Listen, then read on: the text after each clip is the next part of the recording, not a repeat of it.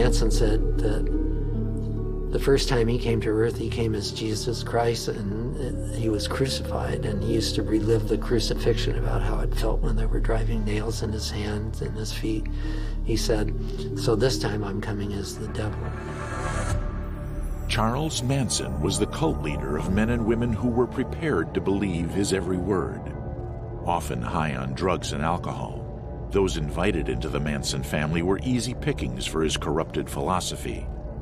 The family, inspired by Manson, murdered 9 people, including the stabbing death of Sharon Tate, the pregnant wife of film director Roman Polanski. But despite exercising a mental hold over the family members, Manson claimed he'd been wrongly convicted, arguing he played no part in the horrific crimes. He actually physically participated in killing Shorty Shea, the last victim. And that's the one case he never wants to talk about, because even to this day, he doesn't understand why he was convicted of the Tate and LaBianca murders and the Gary Hinman murder, because he didn't kill them.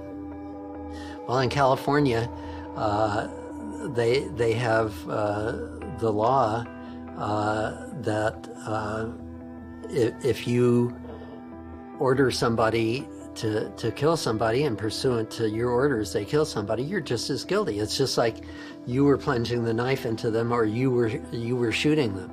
And Manson doesn't understand that. He thought that he would get off scot-free. He didn't care about the others if they got convicted. The women were all there to serve men, and the men were there to serve him. And you know, no big deal if they got convicted. Charles Manson was the son of a 16-year-old prostitute, and his upbringing was punctuated by abuse. He lived at various times with his alcoholic mom, his grandparents who used God as their guide, and a strict aunt and uncle in West Virginia. His uncle is said to have sent Manson to school in girls' clothes and demanded that he prove himself to be a man. He was just 9 years old when he dropped out of school and was soon in trouble with the law. Criminality appeared to be his hobby before it became a profession. He broke into stores, he stole cars, and he performed armed robberies. By the time he was 32 years old, he'd spent half of his life in institutions. But on his release from the Federal Correctional Institution at Terminal Island in 1967, Charles Manson wandered into a society that was ripe for his influence. America's flower children, or hippies, who had protested against the government for its involvement in the Vietnam War, experimented with hallucinogens and shunned violence. They accepted difference and rejected materialism.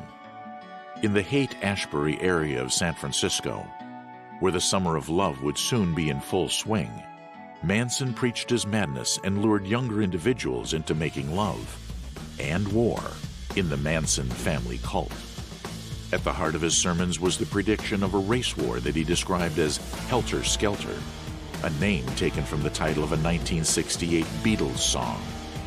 I hate it when historians refer to the family as a band of hippies. They were not hippies. They hated hippies. Hippies were flower children. They were peace-loving. Make love, not war. And they'd hand out flowers and stuff. The Manson family referred to themselves as slippies. They said they would slip under the awareness of society, that society would think that they were peace-loving hippies, but they weren't. And a lot of hippies came into contact with Manson and the family, and they heard what Manson was saying, and they got away from him as fast as possible, because Manson would tell his followers about how Adolf Hitler was his hero for what he did to Jews in World War II, and that his favorite philosopher was Nietzsche. And he would tell different people in the family who could get together and have babies, because he wanted the babies to have a certain look. You know, really sick stuff. But that was evil personified. Manson's wild hair, piercing eyes, and magnetism attracted into his lair young runaways and others disengaged from conventional lifestyles. But after the summer of 1967, He was on the move, taking with him several of his closest acquaintances. In 1969, he established a commune at Spahn Ranch in Chatsworth, California. Among his disciples were Susan Atkins, Patricia Krenwinkel, Leslie Van Houten, Charles Tex Watson, and Linda Kasabian, who would play their part in the horrifying Manson legend. To this day, he has become the focal point of satanic worshipers in the United States. In one of his parole hearings, there were about 40 satanic worshipers all dressed in black, chanting outside the prison, "Steve K, go back to L.A., Steve K, go back to L.A." Stephen K. was a member of the Los Angeles County District Attorney's Office, who became acquainted with Manson and his family as a member of the prosecution team on the case. He sat through the testimony of those still wedded to Manson's twisted declarations and heard of the violence and murder of 7 people on 2 nights in August 1969. Charles Manson was pure evil, and people think, oh, Charles Manson's crazy. Well, a lot of psychiatrists have examined Manson over the years in prison, and only one said that he was schizophrenic. All the others say that he's a sociopath, which is an antisocial personality, which, yeah, okay, yeah, he is tremendously. Manson's defense attorney wanted him to plead insanity, but Manson wouldn't allow it. And said, no, I'm not insane. I knew what I was doing. And besides, I didn't kill anyone.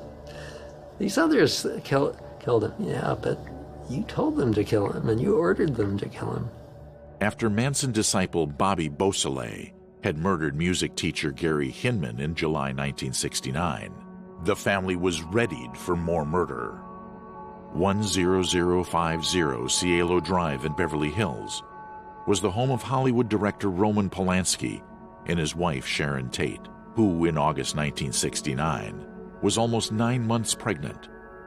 Polanski was out of the country when Linda Kasabian, Susan Atkins, and Patricia Krenwinkel were driven by Tex Watson to Tate's home on Manson's orders. After parking the car and before they reached the home, Watson shot Steve Parent, the driver of another car that had stopped nearby. The shooting was only the start of a wild and frenzied killing spree. As Kasabian, who would later testify against the Manson family, waited outside the house, she heard horrifying screams and witnessed a man running from the family. He was stabbed and clubbed to death on the lawn outside. The word pig was written in blood on the front door. Inside the house, the Manson family had committed unspeakable acts, and the next day, housekeeper Winifred Chapman made a gruesome discovery. When police were called to the Beverly Hills address, they found a bloody mess and 5 bodies. Steve Parent had been shot 5 times. Sharon Tate had been stabbed 16 times. Abigail Folger was stabbed 28 times. Jay Sebring, a celebrity hairstylist, had been stabbed 7 times and also been shot. Wojciech Frykowski had been stabbed 51 times, beaten with a blunt instrument, and shot twice. Manson, he's a little guy, he's 5'2", but he has a very dynamic personality. If he walks into the room, you can almost see the electricity pouring off of him. And he controls the room. And in the parole hearings, sometimes the members of the board of prison terms would laugh. He'd say something amusing and they'd laugh. I would never laugh because I knew what an evil, despicable human being he was. Yeah, if you don't know what he's really like, I mean, he can capture your imagination. I mean, look at all the family members who he captured their imagination. The very next night after the murders at Cielo Drive, Manson ordered more slaughter. This time, Patricia Krenwinkel, Linda Kasabian, Steve Grogan, Leslie Van Houten and Tex Watson accompanied him to Waverly Drive. Manson entered the premises alone and tied up Rosemary and Lino LaBianca before returning to the car. He told Van Houten, Watson, and Krenwinkel to complete the mission and left with Kasabian, Atkins, and Grogan. Rosemary LaBianca was stabbed 41 times. Lino LaBianca was inflicted with 27 stab and puncture wounds, and the word war was scratched onto his stomach. Death to pigs had been scrawled in blood on the living room walls, and helter skelter on a refrigerator door. Just over 2 weeks after the LaBianca murders, Manson instructed Steve Grogan and Bruce Davis to kill former stuntman Donald Shorty Shea. When police raided Spahn Ranch in 1969, they still did not suspect Manson and his followers of the murders. Charges were dropped, and the Manson family moved on to another nearby ranch. When police raided these premises on October 1969, they stumbled on much more sinister crimes. Susan Atkins made the mistake of telling fellow inmates of her involvement in the murders, and the information was passed on to authorities. What followed was a bizarre court case that revolved around Manson's influence over the killers. I played a lot of roles. When the trial started, Aaron Stovitz was the chief prosecutor and Vince Bugliosi was the second chair. 2 months into the trial, then District Attorney Evel Younger removed Stovitz from the trial for making too many statements to the press when he'd been told not to. So Vince moved up to be the first chair, and I was put on as the second chair. And I was in that relationship for the last 8 months of the 10-month trial. Watson fought extradition. The understanding was that if Watson went to trial before the first case was over, that I would break off and prosecute Watson. Well, Watson came back and started banging his head on the cell walls and eating his fecal matter and everything. And so he was declared temporarily insane, sent to Atascadero State Mental Hospital. And the staff there realized that he was playing games, that whenever he thought he was being watched, he acted like he was crazy. When he thought he wasn't being watched, he acted normal. So they sent him back. But by that time, the first trial was over. So Vince and I split up the case 50-50, and we did it as co-prosecutors. Vince then left the office. I prosecuted Bruce Davis, Manson's chief lieutenant, on the Hinman and Shea murders with another prosecutor, Anthony Mansella. And then Van Houten's case got reversed on appeal because the appellate court said, well, it's not fair. Judge Older had appointed an attorney to take over for Hughes when he disappeared, and he said it wasn't fair to have Maxwell Keith make the argument when he hadn't actually seen the witnesses testify. So they reversed her case, and she did what Manson and the three women should have done at the first trial. They put on a psychiatric defense, and the first trial hung up 7 for first and 5 for voluntary manslaughter because of diminished mental capacity.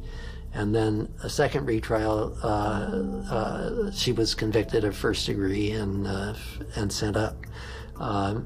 The death penalty was overturned in 1972, in February of 1972, and everybody on death row at the time, including Manson and the three girls and Watson, all had their sentences commuted from death to life. There was no life without parole at the time, and in those days, a life sentence meant you were eligible for parole after 7 years, and so that's why I attended 60 parole hearings for the 5 Tate LaBianca murder defendants before I retired. Throughout the court case and the subsequent parole hearings, Kay became familiar with many of the characters in the sordid case. He had a very clear impression of Manson as a crazed manipulator, who, rather than feeling part of his family, was actually an extremely selfish individual. At his trial, he wanted all the defense attorneys to represent him. He didn't care about them representing Krenwinkel, Adkins, or Van Houten. Watson fought extradition, so tried him later. And Ronald Hughes, who was Van Houten's attorney, started to actually represent her and tried to separate her because she was charged with the LaBianca murders, whereas the others were charged with the Tate and LaBianca murders. And I remember we were breaking from court one Friday afternoon, and the prosecution had rested, and the defense had rested, and Manson. I sat next to Hughes. Vince Bugliosi sat here. I sat next to Vince, and then Ronald Hughes sat here, and Van Houten sat behind him. And Manson sat over at the corner of the long counsel table. Manson pointed at Hughes and he said, "Attorney, I don't want to ever see you in this courtroom again." And we never saw him again. His body was found 6 months later, but it was so badly decomposed that they could never tell a cause of death. But Manson had people on the outside, especially Bruce Davis, capable of doing Hughes in. He was unwieldy, uncontrollable. He, at one point, jumped over the counsel table and had a pencil in his hand, was going to stab Judge Older with the pencil. Judge Older later told me that if Manson got any closer, that Older kept a gun under his desk there, that he would have shot him. I felt bad because some poor deputy sheriff bailiff tackled him and destroyed his knee. The deputy sheriff destroyed his knee and had to have a disability retirement.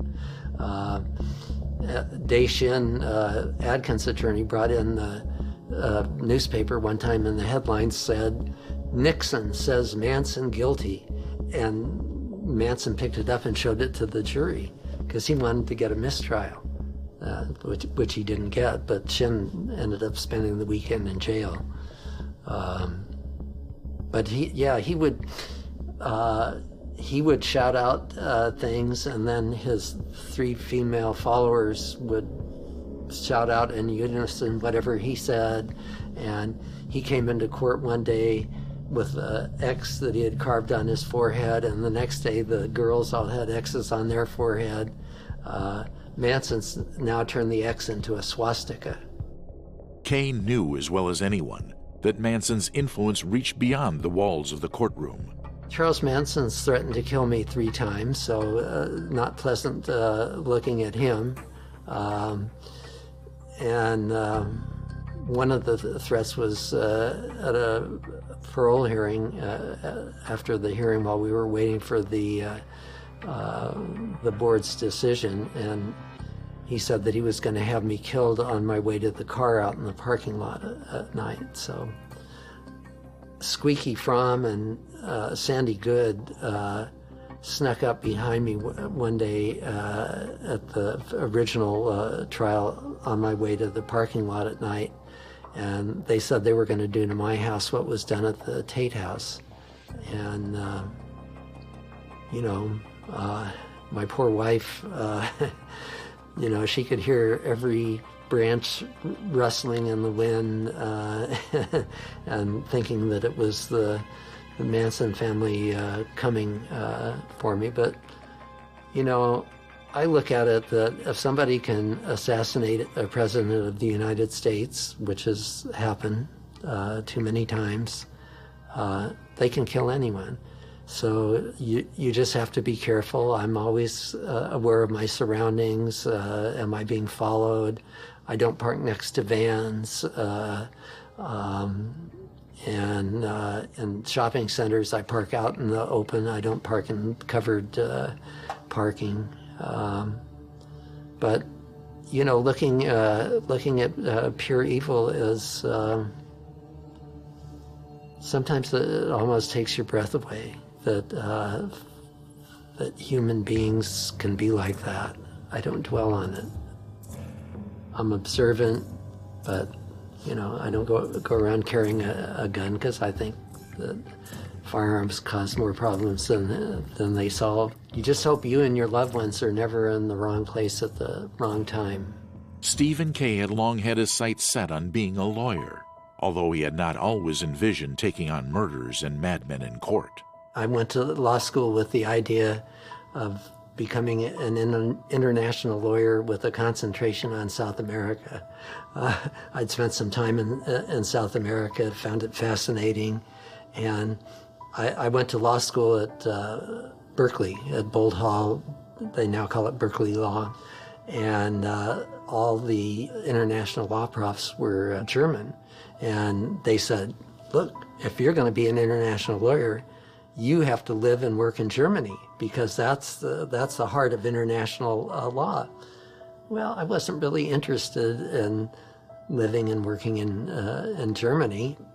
I got a summer job as a law clerk working at the DA's office, and I kind of liked it. I liked the people there. They seemed like honest people. They were on the right side of justice. And so then I came back after I graduated, a senior law clerk, passed the bar, was sworn in as a deputy DA in January of 1968, and retired in March of 2005. So, and I wouldn't have changed anything. I wish I wouldn't have had to see the sadness that I did, but somebody had to do those trials, and I was good at it. So I did it. I'm living with the consequences now because that sadness will not leave, and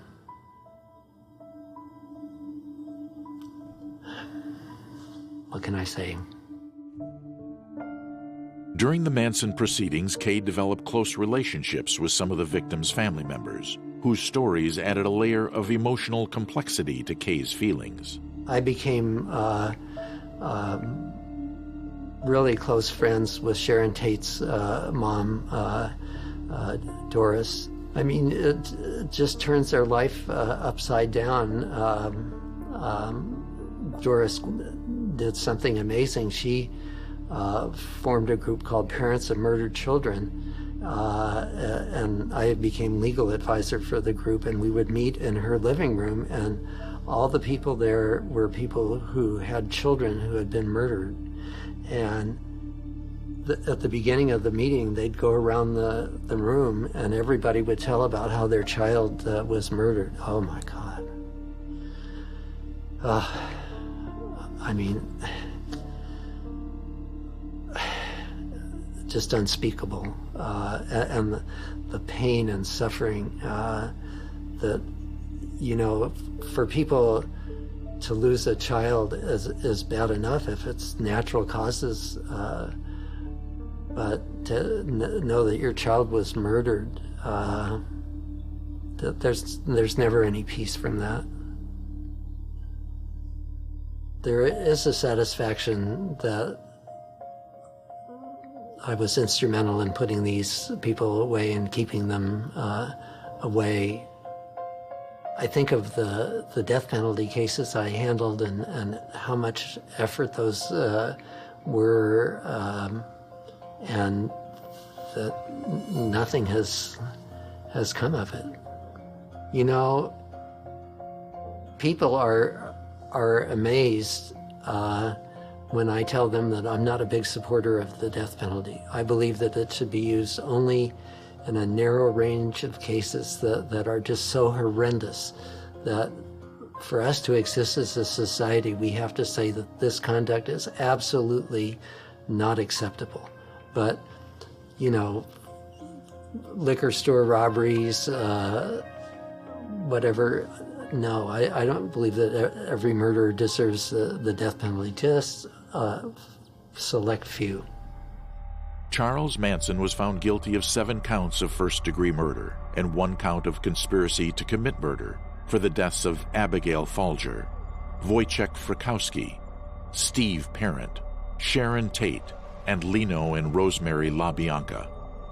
He was sentenced to death, but changes in the law meant his sentence was modified to life in prison.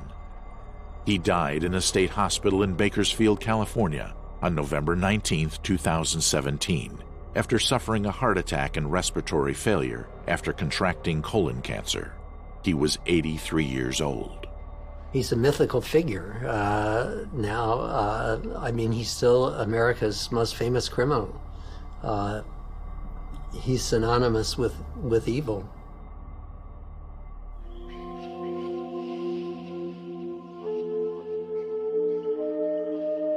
The fate of the victims of Jack the Ripper are etched on the memory of London, England. In a 3-month spree, 5 women were slain and mutilated in the streets of Whitechapel. The unprecedented brutality of the killings sending shockwaves around the world. Jack the Ripper was a very disturbed, sadistic sexual killer. But of course he was in his element in somewhere like Whitechapel, Spitalfield, in Victorian London. During the 1880s, London groaned under the grim burden of relentless poverty and squalor. Starvation and disease were rife in the narrow streets of the city's East End. Ships carrying bounty from all corners of the globe docked along the eastern wharves of the River Thames. But the flow of wealth and riches they brought reached only the lucky few. If you go back to that period of time in 1888, London was the busiest city in the world. Crime was rife everywhere. People were pitifully poor, so crime was absolutely everywhere on the streets. And of course the docks in London sent boats off to all parts of the world. Now at the same time we have the phenomena of the media. Newspapers had just started being printed. And of course you could advertise. So if you're a merchantman, you're an up-and-coming businessman, you want your adverts on these new broad streets, the London Illustrated News, because you could get them on the boats and you could get them all around the British Empire, everywhere. And the more salacious the stories, the more newspapers were sold and the more people would read the advertising and bring their business to you. All of the victims of the killer who had become known as Jack the Ripper shared common traits. They were female, impoverished, and became dependent on prostitution. Most of the women were alcohol affected, and these people, being addicts, were desperate for money, would do anything for money. So someone who is mentally ill and a sadistic killer can really have a field day in a place like 1888 London. If you're looking for a victim that there's no questions asked, you can take them to the place where you want to kill them, prostitutes are ideal. It's a very dangerous profession. And of course, these women are desperate. They need money to live, they need money to feed their kids, and they need money to feed an addiction. Those 3 characteristics are still the same today in prostitute killings around the world. Feed the kids, money, and feed an addiction. In the early hours of August 31st, 1888, 43-year-old Mary Nichols was needing money for a place to stay. Having already spent the little she'd earned on the numbing effects of alcohol, by 2:30 in the morning she was still on the streets. A friend urged her to return to the lodging house on Thrall Street, where she'd been barred from earlier. Nichols ignored the advice and teetered on. Little over an hour later, her body was found lying in a gateway. Blood was seeping from a deep gash in her neck. The killer had slit her throat twice before slashing her abdomen until her guts were exposed. Whitechapel was already reeling from other violent attacks a few months earlier, and although Nichols' murder was unrelated to these, the ferociousness of her assault charged the atmosphere into one of fear. A newspaper, The Star, exacerbated the situation with a brazenly anti-Semitic headline, a claim that only served to heighten racial tensions in the area. The media should be there to report the facts and to help get witnesses. Jack the Ripper was the first one in the media headlines. There'd been killings before that, of course, but all of a sudden it was in everyone's front room on the broadsheet, these brand new spanking newspapers. The media had an absolute field day with Jack the Ripper, and it made them a lot of money. A week later, 47-year-old Annie Chapman was found mutilated in another vicious attack. Chapman was undernourished, sick, and without a roof for the night. The manager of Crossingham's lodging house in Dorset Street sent her packing when she didn't have the money for her room. At 5:30 in the morning on September 8th, Chapman was last seen talking to a man outside 29 Hanbury Street. By 6 o'clock, she was found dead at the back of the property. She had probably been strangled before the killer cut her throat, mutilated her abdomen, and removed her intestines. The nature of the mad violence appalled. Before the city could recover, 3 weeks later, Whitechapel was confronted with a double murder. 2 more women were found with their throats slashed. Swedish-born Elizabeth Stride had been earning some money cleaning rooms at the Common Lodging House at 32 Flower and Dean Street. But by 1 o'clock in the morning, she was found dead in Dutfield's yard. One witness, Israel Schwartz, claimed to have seen a man attack a woman in the gateway minutes before, but was scared to get involved. 45 minutes later, the body of Catherine Eddowes was found in Mitre Square, a courtyard surrounded by tall warehouses. Catherine's throat had been cut, her stomach butchered, and her intestines removed. The killer even assaulted her face with his blade. Eddowes' corpse signaled an escalating depravity of the murderer stalking the streets. The deviant side of a sadistic killer can act out his deviancy when it's safe to do so. So first of all, he needs the victim, so he'll go and pick up a prostitute. Secondly, he'll take them to an area where he feels he's safe. Thirdly, he will then act out his deviancy. And that's still relevant today. It's been like that throughout the whole history of time. This killer's actions were unprecedented, stunning not just the residents, but a newly formed police force. I think the media interest catapulted the Metropolitan Police into the headlines. Don't forget, policing was relatively new. They were extremely unpopular. A lot of people wanted to disband them. Go back to the old days of the parish watchman, which was totally ineffective. People who wanted to knock the police service and get them dismantled and done away with, they got on the bandwagon and said, no, they're useless. Look what they're doing. We don't need them, get rid of them. So political agendas came along, which also added to the Ripper myth. The police investigation was complicated when letters, purporting to be from the killer, were conveniently delivered to a newspaper. As fear bore down on London, the letters gave rise to a name. That all came from 2 things. One, the way that he would kill his victims. He'd invariably slit their throats, but then he would mutilate the bodies afterwards, something horrendous, rip the bodies up afterwards. And secondly, a number of letters started to arrive, first with the Commissioner of the Police and then with the public, saying, you know, I'm Jack the Ripper, I'm responsible for these killings. So again, the media picked up on this, and from the letters got the word Jack the Ripper, and they then thought, hey, this will sell newspapers, so because they published that. But the letters, to this day, we don't know how many are genuine. Most of them almost certainly are fraudulent. Just as some of the letters were fraudulent, so too were the many personas of one of the investigators' prime suspects, a serial conman called Frederick Bailey Deeming. He had about 20 aliases, but Harry Lawson was one of them, and also Baron Swanson. He also called himself Baron Swanson, and he said he was a member of the English nobility. He was English. He was born in 1853 in England to an impoverished family, and he spent his youth in and out of an asylum because his parents were both committed at various stages for lunacy and idiocy and a few other things that they were described at. And when he was 16 years of age, he ran away to sea and left the family entirely. He sort of started out on a life of petty crime, extortion, theft. He was constantly arrested. He served a few short terms of imprisonment, and then he returned to England and he married a girl called Mary James.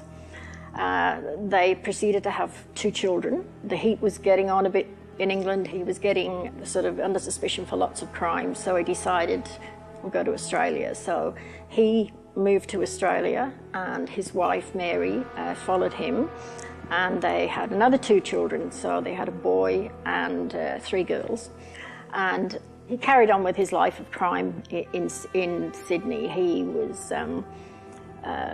He was charged with embezzlement and fraud, and he was a typical con man who was very charming. He's supposed to be very good looking, and he easily persuaded people by his sort of flashy manner and the clothes that he wore that he was a reputable person. And he just literally, ripped people off as a business. Anyway, so when again the heat became too much in Sydney, he decided he was going to move to South Africa. So he packed up the family of 5, his wife and 4 children, and they moved to Cape Town, where he started working as a mine manager on a diamond mine. Again, he became involved in lots of different dodgy deals, and he decided he would ditch the family in Cape Town and he would go back to England, which he did. So he moved back to England and he rented a villa. It was called Denham Villa. He became very friendly with a young lady who was the daughter of the landlord at the time. When Deeming's wife and children turned up in his doorstep, having tracked him down, Deeming told neighbors she was his sister who had come to visit. When neighbors noticed the absence of Mrs. Deeming and the children, they assumed she has moved on. Deeming, meanwhile, proposed to Emily Mather. Once married, they set sail for Australia again, arriving in Melbourne on December 15, 1891. Within 10 days, Mather was dead. On Christmas Day, he murders her by 6 blows to the head with an axe, and he cuts her throat. He then digs a hole underneath the hearth of the house that they're living in, and he buries the body underneath this concrete hearth, and then he lays some concrete over the top of it. He then sells off all her clothes, sells off all his personal effects, and he again leaves town by ship to Sydney. On the way to Sydney, he meets yet another young lady, and they get on famously, and he proposes marriage almost immediately, and she accepts, and he gives her this beautiful diamond ring, which was the ring taken from the body of his previous wife. Deeming relocated once again, this time across the continent to the goldfields of Western Australia to take up a job. But back in Melbourne, the new tenants of Deeming's old rental complained of an awful stench. In the meantime, back in Melbourne, they're trying to rent out the house where he was living. And they were complaining of the smell. They said, "There's a terrible smell in this house. We can't rent it out." And after investigation, they figure out where the smell's coming from. They dig up the floor, and they found the body of his wife buried underneath the floor, horribly mutilated with these terrible wounds. Police issued a warrant for Deeming's arrest and soon tracked him down to a small mining town called Southern Cross in Western Australia. His case was making international headlines. He's charged with the murder. When all the publicity comes out and there's photographs of him in all the newspapers, he's recognised in England as being Baron Swanson, and he's tracked back to this house at Denham Villas. Then they immediately get suspicious, and they decide that they will dig up the floor of this room that he laid, this new floor, and they found the bodies of Mary, his wife, and his 4 children, and 3 of the children of Mary had their throats cut, and the oldest daughter had been strangled. And he'd buried them all in a pattern. He'd buried Mary in the middle, 1 child on each side, 1 child between her legs, and 1 child across the top of her head. And then he'd laid them in the floor, and he poured concrete over the top of them, And then this was the very room that they had the engagement party a couple of weeks later when he married the landlord's daughter. So this is all coming out, and also at the same time, his pictures all in the papers in London, and a witness comes forward to say that she recognises him as being in London at the time, and that she met him, and that he was within a couple of miles of the night of the double murder took place. He was within a couple of miles. He was staying there, and that she places him in London at the time. And this is how the connection to him possibly being Jack the Ripper. When modern people have gone back through his timeline, lo and behold, they find that in 1886, 87, 88, he used to frequent Liverpool and London. And this was the age of train travel. So you could get in a train from Liverpool, go straight down into London. So he would have been around Whitechapel and Spitalfields at the same time the Ripper killings happened. Certainly in the 1890s, that he was a very strong suspect for the Ripper killings. He was in London at the right time, and everything about his crimes match up. Plus, the most damning thing is that when he was arrested, he's supposed to have admitted to being Jack the Ripper. And, you know, why would he do that? He actually confessed to being Jack the Ripper, that he did all these crimes when he was arrested for the murder of his second wife. And I think more evidence would have come to light at the time to make him a much stronger contender to actually being Jack the Ripper. And him being so mobile and moving around the world as well, being in the right place at the right time and fitting the description exactly, it does make it sound like it definitely could be him. Following his arrest in the Western Australia outback, Deeming was returned to Melbourne to face trial for the murder of his young wife, Emily Mather. His fate was soon sealed.